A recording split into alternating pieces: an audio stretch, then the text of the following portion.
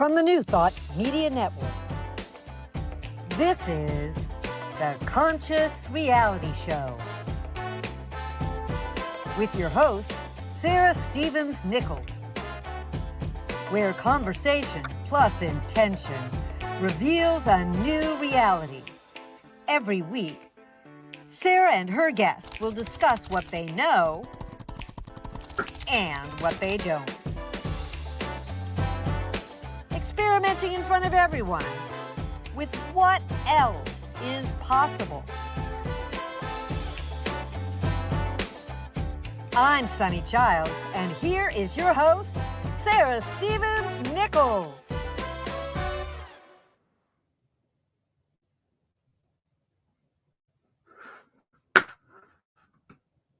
Thank you, Sunny. Oh my gosh, I'm so glad to be here. And in a minute, you'll actually see me. There we are. I'm so glad to be here. Oh God, what a wonderful day. Wednesday, February 26th is. And you know what I'm thinking about this morning and what I wrote in my newsletter today is, what are we waiting for? Do you ever find that you are actually, that you're waiting for rights that you already have and waiting for permission to use them? I know that I have had that happen in my life where I'm kind of not speaking up, even though I'm allowed to speak up. That can be in any context, in my relationship, in the workplace, in any kind of context that you're in. Do you hold yourself back from what you know is true? Do you say what you know is true? Right now, I think there's a lot of people in the country who have free speech rights, freedom of assembly, and the freedom to be, the right to be free from unlawful search and seizure, and are waiting for someone else to tell them what their rights are, or to give them permission, or to tell them what to do. So my encouragement to you right now is to go within, pay attention, do an internet search, and really dial into what is yours to do, and then do it. And whatever that is, whether that is political action, or whether it's talking to neighbors, or whether it is meditating more, whatever that is, do it. Now, thank you for that. And let's just take a moment to do that, actually. So close your eyes and just dial into the infinite part that is living out its perfect life as you, as me, as us. What does that spirit want to do right now as me, as you, as us? What is its joy or delight? Could even be an angry joy. As long as it's in alignment with that vision of a world that works for everyone and nonviolent, let's pay attention to it.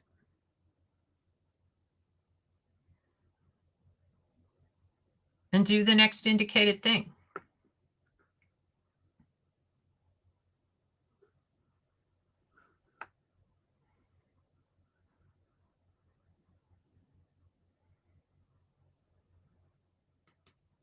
My next guest is a person who is an expert on guiding people to their own purpose, to their own way of being, and what they are here to do in the world. And he wrote his current book. He's written 7, I believe.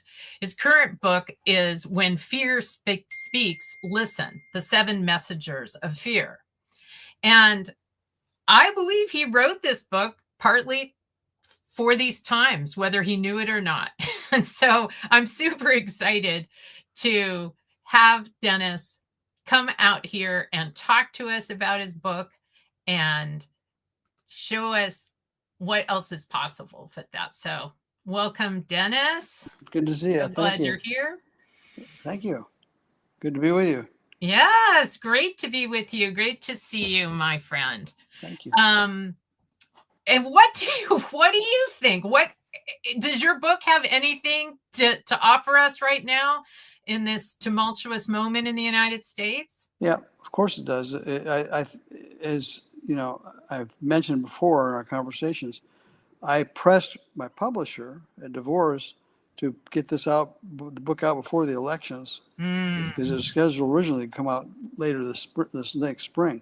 Yeah. And I felt that it was very important to get the concept of these ideas out to the people who are experiencing massive fear in the collective mind right now.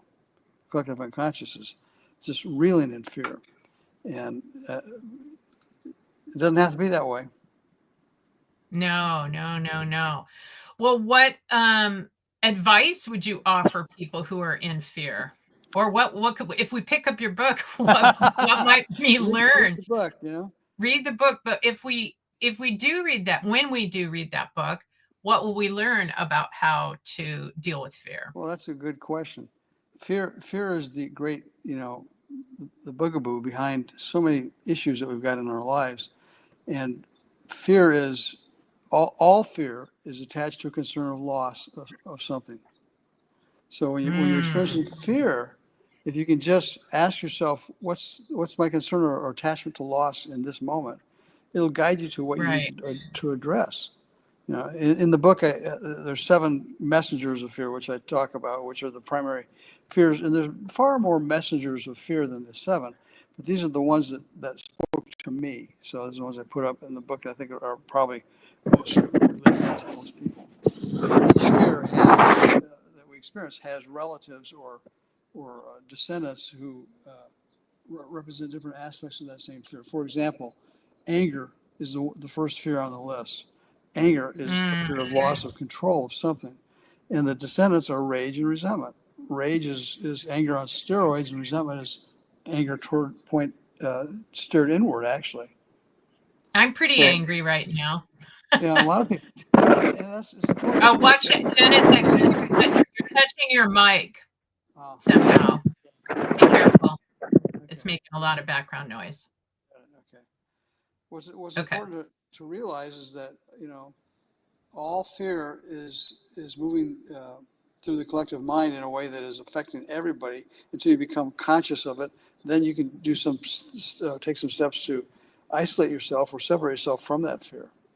Mm-hmm. That is fear. Okay. Well, I know that a lot of people right now are angry, afraid, grieving, sad. And I was sharing with you before the show that I'm all of those things, and I'm also being shown that it's time for me to act and speak up. So I'm encouraging people, even as they're processing their feelings, to act. I know that sometimes in today's society we talk a lot about, feel your feelings and don't rush to action, but this might be one of those times when we want to act a little quicker and still feel our feelings. I don't know what you think about that. You might want to consider changing the term from feel your feelings to experience your feelings. Because you said feelings like taste buds. You can't taste your taste buds, but they're there. You can't feel your feelings, but you can experience your feelings by becoming consciously aware of them, that you're having them, and then open up to experiencing them, exploring them. So is the difference? You're open to exploring them, but of course, they're not necessarily like completely taking over your existence. Well, Sarah, as you know, we've talked in the past in this book, emotional awareness is one of the key issues that people, they suppress their emotions, they avoid them, ignore them, and their emotions are like messengers that tell us what's going on in our mind. If we would pay attention to our emotions, they direct us to the place in our mind where we're thinking thoughts that need to be spoken to and addressed. Every emotion we have is a messenger telling us that there's something going on in our mind we need to pay attention to. See, I believe that, and I say that to people, but I also think we don't need to put like our entire life's work and life's purpose on hold while we're doing that, right? I think when you say experience your feelings, that's something that can be done while you're engaged with life. Of course. You don't have to be over here like, I'm doing my feelings now. I'm not available to actually go to a party. Of course, your intuition is speaking to you 24/7. We're not always listening. And Yeah. It's intuition is what's telling you what's going on in your mind if you listen to it. Yeah. Well, I also am curious. Amy, you've been coaching me through this process of the book that I am in the middle of writing. And it's brilliant. Thank you. How to Know What You Know. And so I was wondering, how do you know what you know? How do you, Dennis Merritt Jones, author of 7 books, dial into your own inner wisdom? What do you use? Self-awareness. Again, our intuition is, in the animal kingdom, intuition is instinct.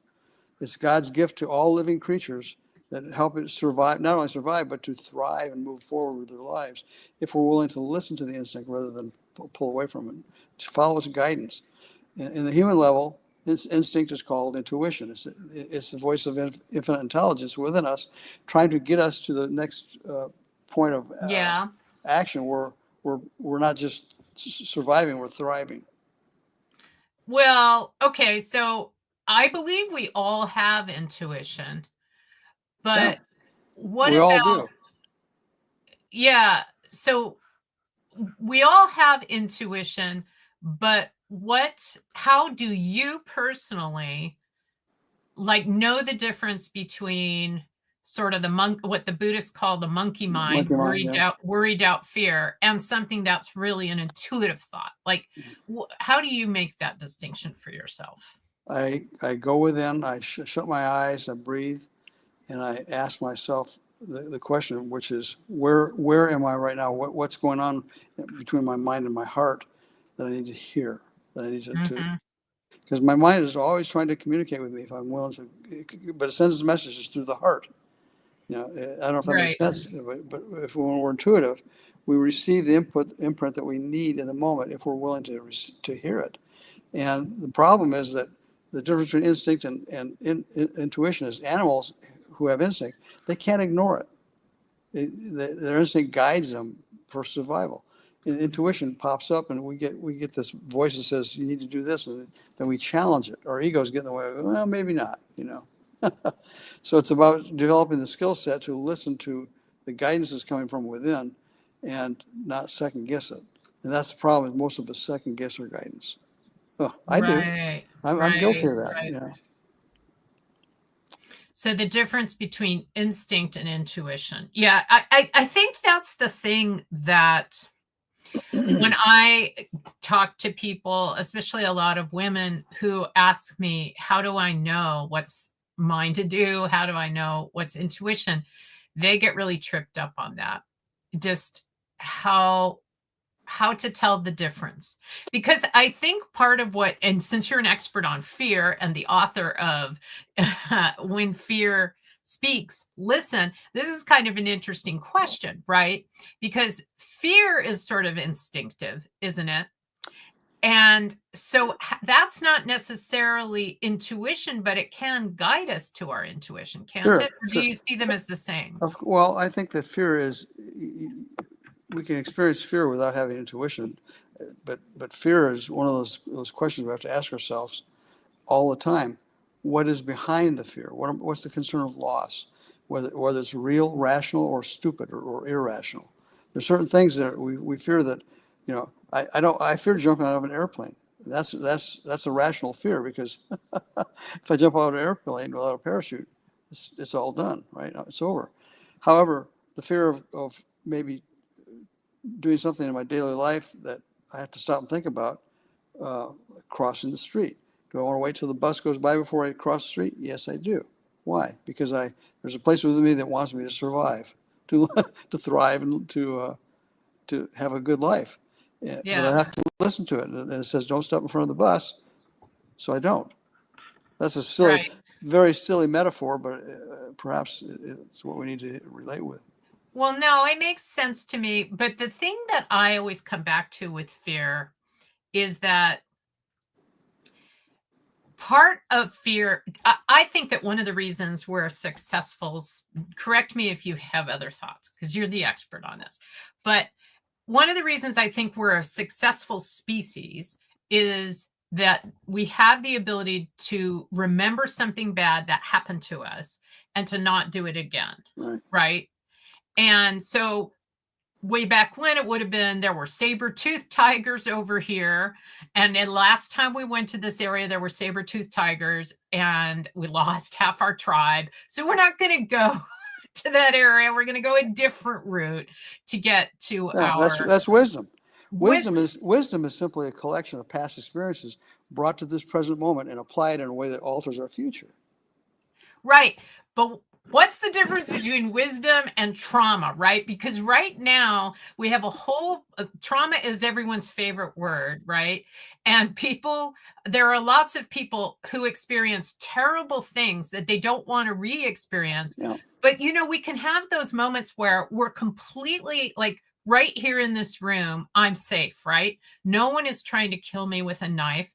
There is nothing knocking down my house, but I could be very afraid anyway. Self-awareness. Ask yourself if what I'm fearing this morning is rational.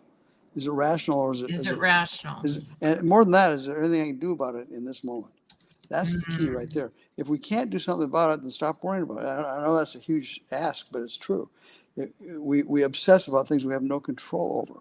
So one of the first questions we have to ask ourselves is this fear that I'm having, is it something I can control in my own life? If I can, then I need to act on it. Realization of the application is hallucination.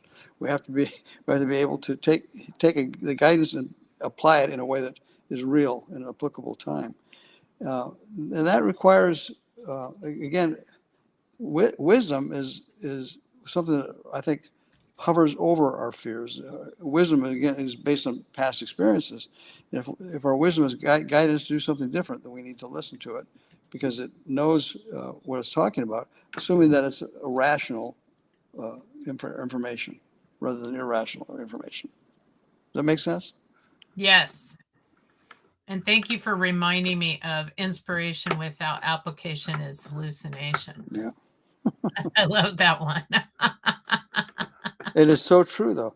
We get divine ahas all the time. Oh, yeah, I love that idea. I'm going to do that. And yet, and this is one of the things I run into with some of my mentoring clients is that they say, I think I'll do that. Or, that sounds like something I really should do. And I'm still waiting 2 months, 3 months later. They haven't initiated any action with it. Talk is cheap. It's the action we put with it, the wheels we put under our intentions that make it happen. Realization is an idea. Application is how you apply it to your life. Yeah. There's a gap there for many people.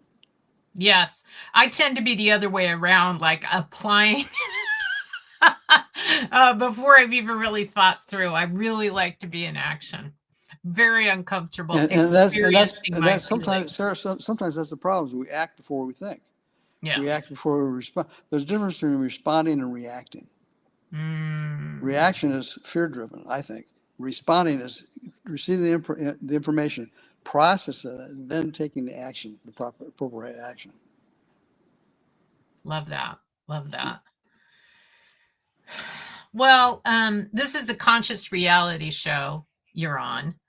So that means that what we're about here is how we can work with consciousness to create our reality. So do you think that the reality that many of us are experiencing and reacting or having feelings from is the only reality? And if not, how do we change our reality? Well, that's a loaded question. Consciousness. I love loaded questions. Yeah, you do. I know that. Consciousness is a tricky thing because it's the sum total our individual consciousness is the sum total of everything we've ever believed from the moment we were born to this moment in time that we've been taught or believed to be the truth about ourselves. That establishes consciousness. And of course, our consciousness is relative to our experience too. So, Yeah. and there's a collective consciousness, which is like consciousness soup. Everybody's individual on the planet pours their consciousness into this big cauldron, stirs around. That's called collective consciousness. And that's where a lot of people are drawing their wisdom from, or their answers from. Is they're That's picking like up. what everybody thinks. Yeah. Yeah. Mhm. And it's, you just have to be conscious and wake up and ask yourself, is this my truth or the world's truth? If you apply these to what appears to be the United States descent into autocracy right now, Yeah. what would you, how would you, do you believe that this is the reality? How do we change this reality? Well, let's talk about the relative and the absolute, Okay. because that's where we're at, really. The relative is happening now. It is what it is. You can't deny it. You can know a higher truth about it. The absolute is where everything that's unformed is already existing as potential in mind, right, in our consciousness. So it's a matter of transcending the appearance, not giving, there's so many examples. Mine is blank at the moment, but there's so many examples about not paying attention to the effect, but go back to cause and deal with the problem at the level of cause rather than the effect. And that's not what we're doing right now, collectively. People We're are reacting. dealing at the level of effect. Yes. What would it mean to deal with it at the level of cause? Well, you'd have an entirely different reality to operate from. If you're dealing Would with that be cause, all of us just meditating and praying and not taking any that's action? where it starts. Yeah, Ernest Holmes said it best. He said, treat, and move your feet. treat, and move your feet. And where Dennis and I come from, treat is like pray or hold a new consciousness. Affirmative prayer, right. Hold a new reality in Right. consciousness. And that's really what's important to understand is that we don't try when we're established in clear consciousness, we don't try to change anything outside of ourselves until we're clear on the fact that it's our perception that's holding that reality in place for us. We have to do the inner work and then be guided to the outer work. Yeah. I think that's one of the reasons that I talked about, what did I talk about? About what rights do we have and what do we want and what are we waiting for? Because I think there's a way in which we can be in this time feeling like we don't have a voice or have what we have. And so that can be known in consciousness too, right? Yep. That this is all here. This is here even in countries where there has been, like the founders of this country, right? When they declared that we each had rights to free speech and to freedom of assembly, it wasn't true that they were seeing that in their reality, right? That wasn't what they were seeing. They were declaring that in consciousness. It's a higher truth. They're declaring a higher truth, and they ascended to it. Right, and which means that that's the truth regardless. It's the truth regardless of whether other external forces are behaving as if we have rights. Right. Yeah, and we have not experienced, thank God, in my lifetime, or at least in my, as a white privileged woman in America, I haven't experienced not having a feeling like I had a right to speak or to assemble. Well, I think people hold back on speaking and showing up, in a proactive voice. Right. One of the seven messengers of fear in the book is shame. Mm. And I think shame wraps itself around people in so many ways that they don't feel worthy of being heard. They hold an opinion of themselves that they have nothing worthy to say, which is what shame is. Shame is a lack of self-appreciation, self-love. Let's clarify the difference between shame and guilt. So people are really not clear on the difference. Guilt is a feeling you've made a mistake, right? Shame is a feeling you are a mistake. That's a profound difference. And when we're living from a consciousness of I'm a mistake, I'm not, it means I'm not enough, how can I ever create or do anything or act in a way that shows that I am enough? That belief system has to change first. That's Yes. And I think that that's and you're saying that can get in the way of us using the voice that we have in the innate inherent rights that we have. yeah. I think a lot of people are fearful of saying what they're thinking and feeling because it would be rejected. Yeah, My who am God, I? Who what a am I to horrible, say that? yeah, Yeah. what a horrible thing to have our opinions. Hey, you know what? If you want to experience rejection, become an author. That's my plan. Oh man, I'll tell you what, the first time you read a negative review on Amazon of your books, you're going to be crushed. And yet, that's one person's opinion, or maybe it's 20 people's opinion.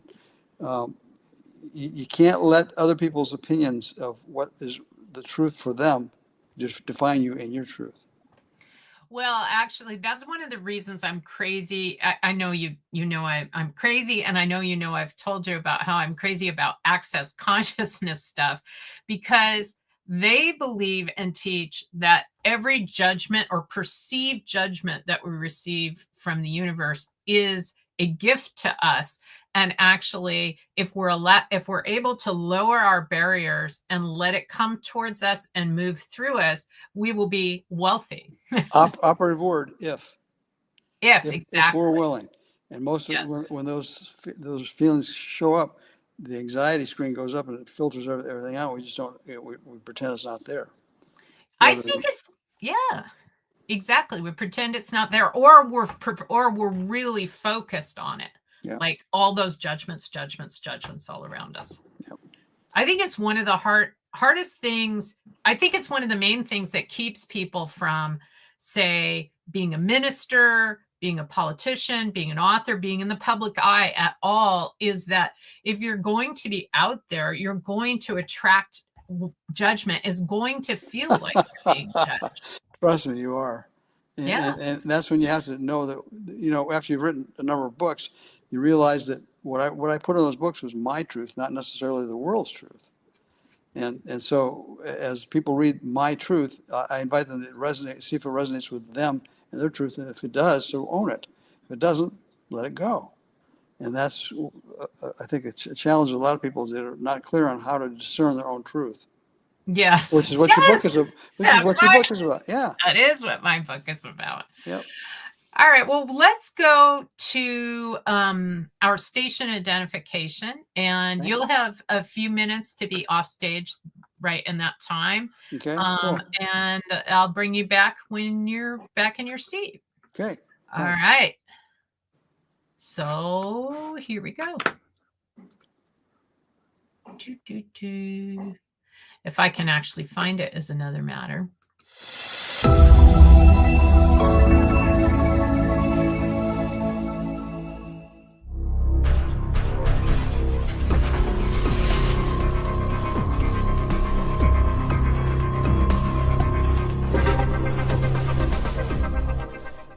New Thought Media Network.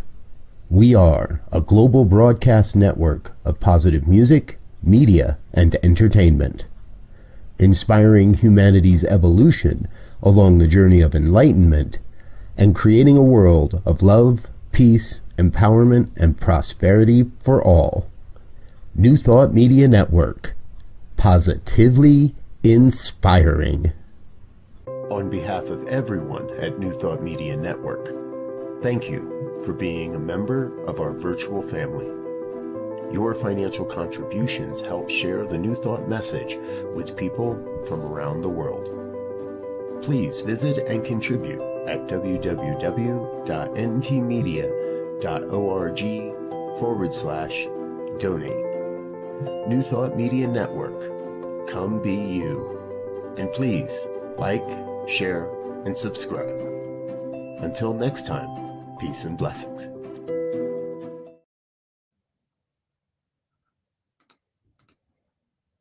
Hey. Well, again, today my guest is Dennis Merritt Jones. So welcome back from the break. And we're just going to continue talking with Dennis, but we're going to pivot from all his wisdom to maybe some of his worries or whatever he wants to talk about, and let me experiment on him. He has very generously agreed to let the mentee become the mentor for a minute. So we'll see how that goes. Welcome back, Dennis. Thank you. So, actually that made me wonder, let's do something around judgment right now. Okay. So my favorite tool that I use for this from Access Consciousness is where we say, pull judgment from critics, for example. You pull judgment from anyone. Who do you feel, you mentioned judgment from critics. Would you be willing to lower your force fields and allow that judgment to come through you? Let me say it in a spiritual mind treatment way, the kind of prayers that we do, and then we can do it the Access Consciousness way. So what it is in affirmative consciousness is, I am an infinite being of light and love. Dennis is an infinite being of light and love. Nothing can harm him. Nothing can hurt him. So all thoughts, beliefs, opinions, and conclusions of others that we call judgments are there to help prosper him. And so from this moment forth, Dennis lowers his force field and no longer uses any vital life energy to defend against any judgment or perceived judgment or thought, belief, opinion, conclusion of another person. And he allows all of it to come towards him. He invites it because he lowers his force field. He's no longer spending 1 ounce of energy defending, even emotionally, even, or intuitively, or in some part of him while he's doing something else. He lets it all go. And he lets that judgment come through him and return to original source of light and love, to the Great Mother, to be composted. And thank you, Spirit. I let go and let God. So the question is, are you willing to allow that? Are you willing to lower your force field and cease? Well, since I do that, I try to do that every day anyway. So yes, I am. All right. And so the Access Consciousness way, they say, and I'll put it on the screen so we can see it as well, is, and hi, Lily, thanks for saying hi out in there's Lily on there. Feel free to post a question if you have one, Lily.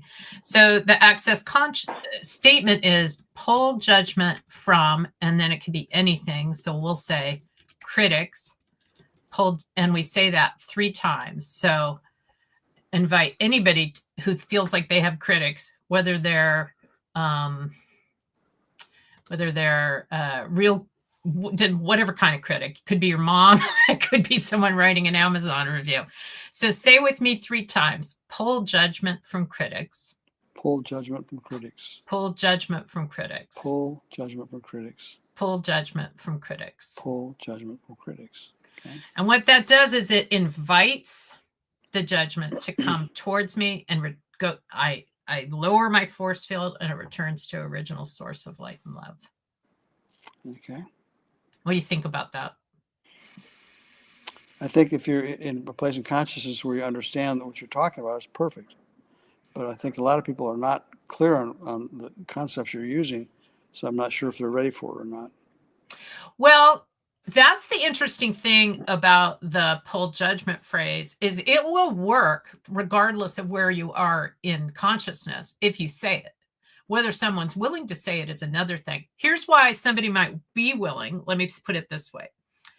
I had a board when I was a full-time minister, and this is a great tool for anybody who's a minister, executive director, a leader of an organization, a politician, a teacher, anyone who has a lot of eyes on them in some way, right? Which is a lot of different jobs have eyes on you, right? Mm-hmm.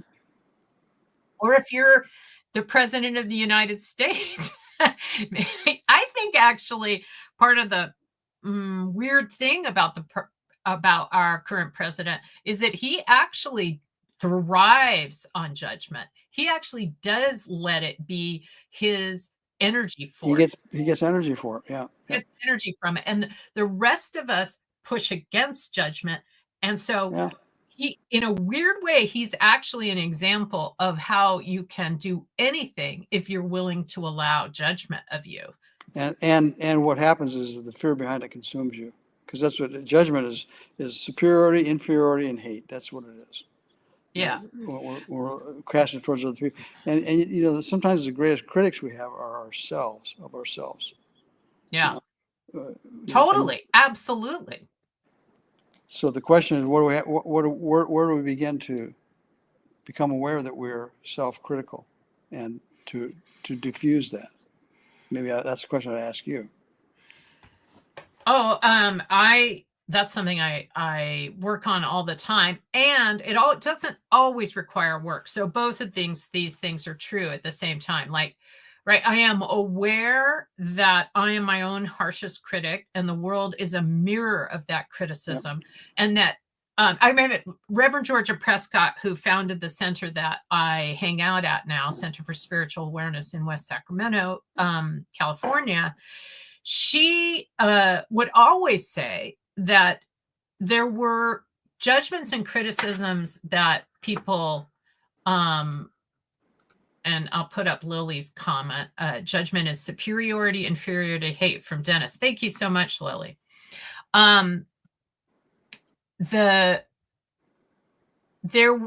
If somebody says something,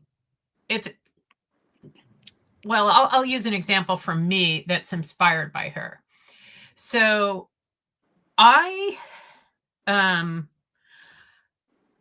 if somebody says to me, you're being too much, that actually really gets to me, because I do judge myself for being too much. But if somebody says to me, your eyes are too blue, that's not going to get to me. I love my blue eyes. I don't have a judgment. I have a slightly positive judgment about them. I'm never going to take it personally, right? So it is a lot of what I sting at when somebody else does it is if it reflects a judgment that I have of myself, then I'm much more likely to take it personally. Yeah. However, I wanted to tell you this little story. So when I was the director of an organization, there was a member of the board who all of a sudden quit, and without any warning, and said that they were quitting because of some of me, and they couldn't work with me anymore. And they wouldn't tell me why they were quitting. And they kept sending me messages on various platforms, email, social media, text, with subject lines like, your problem is, right? And telling me this. And they even dropped off packages at my house of things they thought I should read in order to stop having the problem I have. And it would say, maybe this will solve your problem. And they were one of the wealthiest people that were on my board, but they were donating the least amount of money of anyone on my board. So someone told me about this pull judgment from thing, right? Pull judgment from, and I'll call this person Gloria. Pull judgment. So they told me about this. So I said, pull judgment from Gloria, pull judgment from Gloria, pull judgment from Gloria, the very specific name of the person, which is not that person's name. And from that moment on, all the communication stopped. All the little emails and texts and messages, it did not happen. And then 2 weeks later, that person sent a large check with many zeros on it, donating to that institution, and a note saying, thank you for all you do. That is the kind of thing that has happened to me, whether I understand it or not, when I use the pull judgment tool. So that's why I love this judgment tool. When I was taught it from Access Consciousness, they said you will get $1,000 more income a year for every judgment you pull.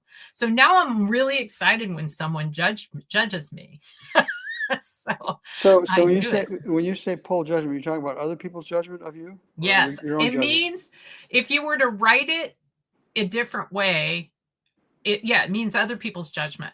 And what it really means is invite judgment. Got it. Right. And that's why I bring up our president. He invites judgment.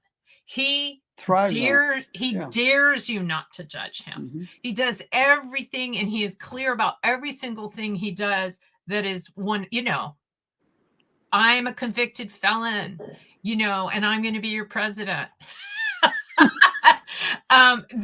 And I am your president. So I do actually, this is a very controversial statement amongst everyone I know, but I actually do derive quite a lot of inspiration from our current president, because he proves that there is literally nothing that can't be done. And he proves that there are no disqualifying elements to achievement, that everything is in our head. Like if we think, oh, I can't be president because I'm a convicted felon and I'm a sexual harasser and I'm, a terrible father. No, all of those things apparently are not disqualifying, which means any of us can do anything. Well, I think judgment has, a lot of tentacles on it. One of which you've described, I think, is accurate.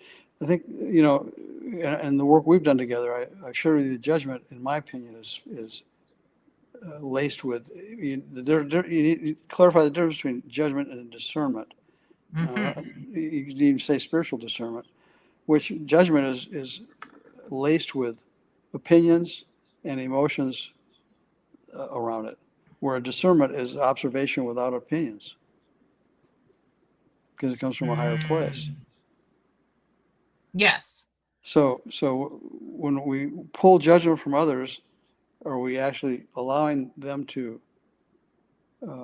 are we hearing what they have to say, or are we transcending their judgment by going to discernment and not judging, they're judging us?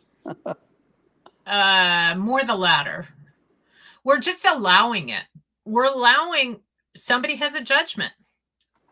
More of it is that I'm no longer using any of my vital force to defend against it, right? I'm like, nevertheless, I'm going to do the next indicated thing. Thank you for sharing, nevertheless, which I say to my brain and I say to my perceived critics who may not even know they're my critics. Right. My friend, past friend, Terry Cole Whitaker used to say, what you think of me is none of my business.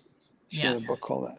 Great example of transcending somebody else's judgment, hearing what they have to say, but not giving it power.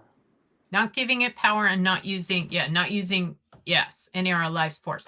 So you, how are you physically? Anything you care to share with me? As you know, I just I'm recovering from rotator cuff surgery 3 weeks ago, and it's excruciating pain. I've done it. I did my right shoulder 4 years ago, and I forgot how much pain it evoked, and the not just pain, but it's inconvenient, because you have to wear this splint shoulder sling strapped to your waist for 6 weeks, sleeping in it too.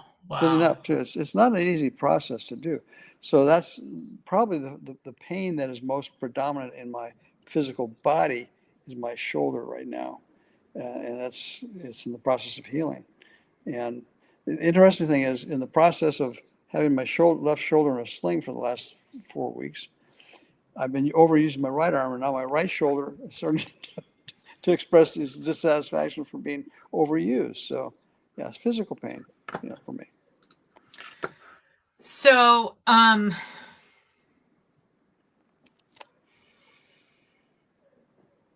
what is the pain at right now? If you dial into it, what I'm gonna do some woo-woo access consciousness on you, and what's weird about it is it's different. You don't have to fully understand it for it to work. So I know that can be hard for you and me who like to understand everything and explain it to everyone else. So you're talking about my physical pain level? Yeah, your physical pain level. If I'm sitting perfectly still, it's pretty low. It's 2. If I move my arm around, it's 8. Yeah, 8. Okay, all right. That's why I'm sitting still. Yeah. So without experiencing the pain right now, I just remember a little bit what that is, that 8. And if you, I know, you had surgery, there's a physical cause, that's very, potent, and you're getting over that. Yeah.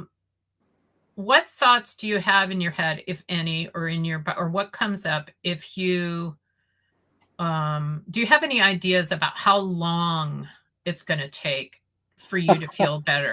Like, that's yeah. interesting. I was talking to my physical therapist this morning. I had a therapy appointment, and I says, "How much longer do I have to stay in this sling?" She said, "Well, it kind of depends on your doctor. Some are not as obsessed about keeping you in the sling as long. Mm-hmm. Others will let you out of it sooner." So yeah, I asked that question this morning: how much longer? Because I'm having a tough time sleeping. It's really a bitch. Excuse my French. To keep the sling on, you mean? At night, yeah. Yeah. And you can't lay down. You got to sit up in a recliner to sleep. So it's a challenge in that regard. And yeah, I'm really ready to let that go because I'm not getting enough sleep. Interesting. So,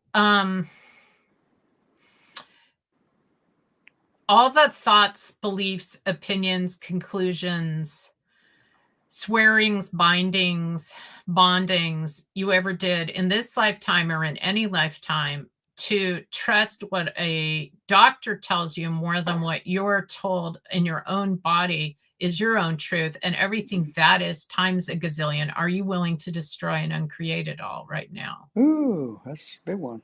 Yes or no? You saying I need to set aside my doctor's opinion on what's going on? I'm just saying all the oaths that you took on some consciousness level to be more interested than a doctor's opinion than your own. I'm not saying what you do with that. Are you willing to let that go? Sure. Say yes or no. Yes. So yes.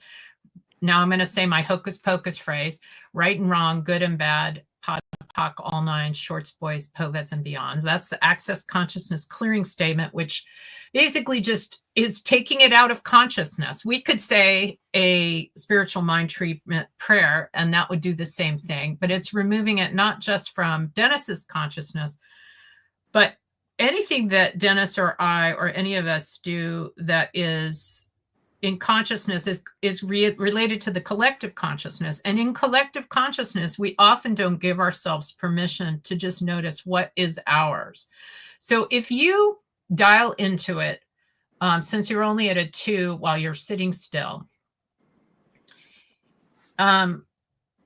if you were to stop wearing the sling now and just dial into that, does that feel light and expansive as a choice for you, or does it feel heavy? Sure. Yeah, you notice I don't have my sling on now.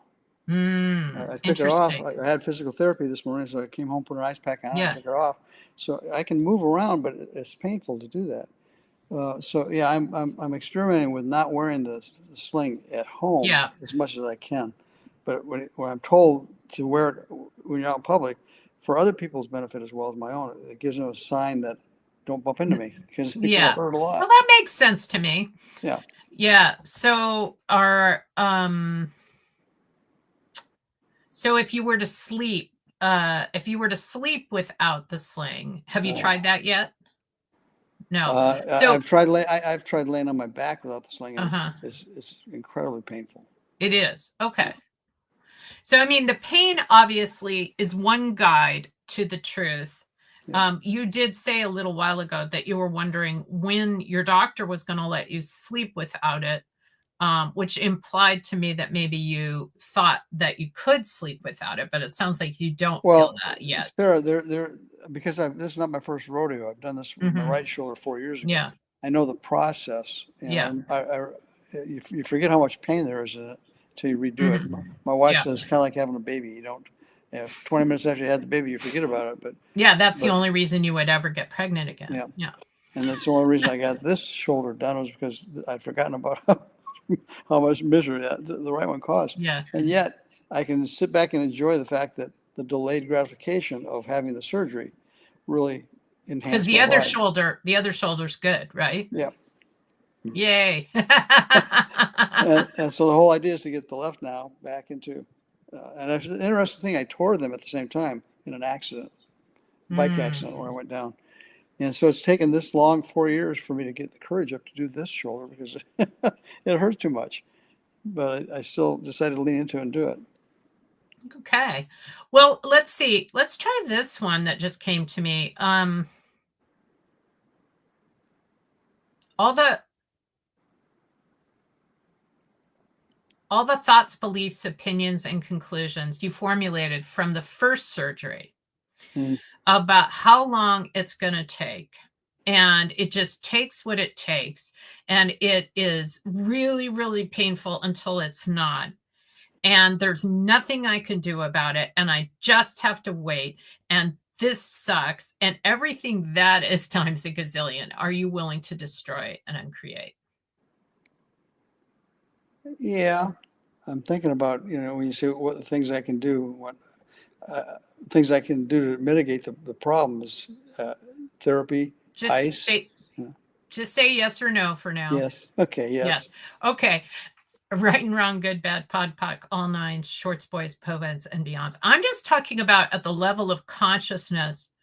You know how we have a human experience. We were talking about this earlier with regard to your book, When Fear Speaks. Listen. And you know how when you have a human experience, especially a physical experience, especially when it's I would think, especially when it's the exact same body, well, not the exact same body part, but the mirror body part of the other body part, we can have a tendency to think it has to be the exact same way, which can be good and bad, right? We know, oh, that worked, so this will work too, right? And so that's fantastic in consciousness. Like, I believe will work, and so it will work. But also, it took X amount of time. And so I may say to myself, there's no way it could be faster, that I could have less pain. That's fair. That's right. Fair and so I'm inviting you to think, how could it get even better than this, right? Even better than the last time. Are you open to that? Sure. Yeah. But I also, here's the big but, okay? But I also know that the idea of the pain involved with this type of surgery is collective consciousness. It's really strong. I can't walk down the street without somebody pulling me over to the side and saying, "Hey, I did that, man. I know how painful. Oh, that's horrible. I would just, I don't." There's a lot of reinforcement about what ain't it bad? Ain't it bad? So let's pull judgment. That is a form of judgment too, right? They've made these judgments about how surgery is and how long it takes and how much based on their experience. Yeah. So pull judgment from other surgery victims. Pull judgment from other surgery victims. Pull judgment from other surgery victims. I got to tell you, Sarah, it's interesting because I find myself joining in with them, reinforcing the story. Sure. Well, it's so bad it hurts. I totally get that. So, but are you willing? My favorite prayer is, what else is possible? Right. So say that too. What else is possible? Okay, cool. So, and with that, let's end this show. And then anyone who stays on, you can watch me and Dennis talk for a minute about our experience being on this show. You can be backstage with us. And while we discuss how this went and how we're feeling about it. Yeah. So let's do it. Okay.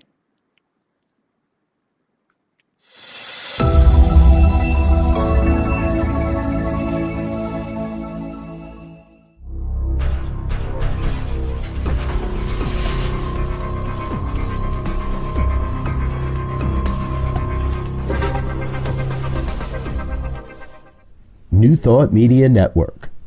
We are a global broadcast network of positive music, media, and entertainment, inspiring humanity's evolution along the journey of enlightenment and creating a world of love, peace, empowerment, and prosperity for all. New Thought Media Network. Positively inspiring.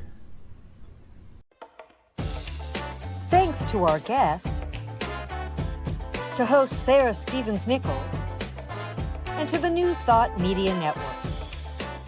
I'm Sunny Childs, producer of The Conscious Reality Show. Join us live next Wednesday at 9 a.m. or stream the show at your convenience. Subscribe to Conscious Reality Show YouTube channel so you never miss a show. If you'd like to learn more about us, check out www.sarahstevensnichols.com. Thanks. And since we're still rolling, I will say that this, our next guest will be Chanel Divina, who is an expert on yoga, tarot, sound bath, breath work, and plant medicine. And plant medicine is a very big deal these days. People are really into it. So come hear about all that in our next Conscious Reality Show, which will be 3 weeks hence, March 26, 2025. And also, there's still time to join Healer Heal Thyself, my year-long sessions, the third Tuesdays of 2025. Anybody who is a healer or considers themselves a healer in whatever self-defined way, you can join that by going to the Center for Spiritual Awareness Sacramento website or emailing me or going to my website and getting on my mailing list. And please do subscribe to the show and everything else. And now I'm back. We're just talking backstage. So Dennis, how was that? Did you like being on the show? Yeah, you're a good interviewer. You do good. You do well. Yep. I think that your show, your approach is unique, and I think that it may require some additional education to some of your viewers, because your techniques are not, cookie cutters. They're a little more unusual as far as accessing truth. Yeah, they are weird. No, I didn't say weird. I said different. No, you didn't. You didn't say weird. I didn't take it personally. No, you did a good job. Yeah, I always toggle between I like explaining things and I can break things down, and you certainly can. That's why you've written 7 books. But I also, one of the things I've learned is that some techniques just work whether you understand them or not. And sometimes people are willing to play with things without understanding them. And you can have change faster that way, which I'm into. Yeah. Yeah. You don't have to. Say you circumvent the conscious mind that way. Yeah. The processing. Well, it's partly that, and it's partly just that it isn't all about the conscious mind, right? There's just, in Science of Mind, and I think it may be partly a transition from a 20th century mindset to a 21st century mindset. Yeah. In Science of Mind that you and I have been steeped in, we take so many freaking classes before we start doing anything, right? Sure. And it's like, oh, you're not really learning how. You do some praying in foundations or beyond belief, beyond limits, but you're listening to people pray the whole time. But you're not praying until you've learned, you've read Ernest Holmes, and you've done this and done this and done this. And actually, there's no reason we couldn't be praying out of the gate, right? And that's interesting. And we don't. And there's no reason we actually have to understand it in order to have it work. That's true. When I first founded my church, 1985, a long time ago, I was teaching. I had huge classes where I taught conscious prayer, spiritual mind treatment, and meditation. And what I made it clear with people is that you could pray before you really understand what you're doing, as long as you can embody it. The words don't heal; it's the feeling and the emotions behind the words that heal. Right. As long as you can sublimate your energy into the feeling about the words, you don't have to really understand what the words are as far as whether they're scientific or beyond your understanding. If you understand the vibe, the energy behind it, that's all you need. Yeah. And in Access Consciousness, I think they would say the same thing, except they probably wouldn't say understand the energy. They would just say feel it. And they would also say that the words actually work. And that's been my experience. Like with this pull judgment thing, if people just say it, it will work. They don't have to know. They don't have to have any idea. So I'm like, I pull judgment. I literally am worth something like $2 million more than I was when I first started pulling judgment. Wow. So That's a testimony itself. yeah. Good testimony. Good. Yeah.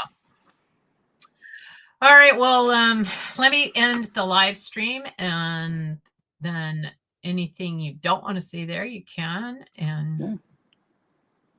here we go.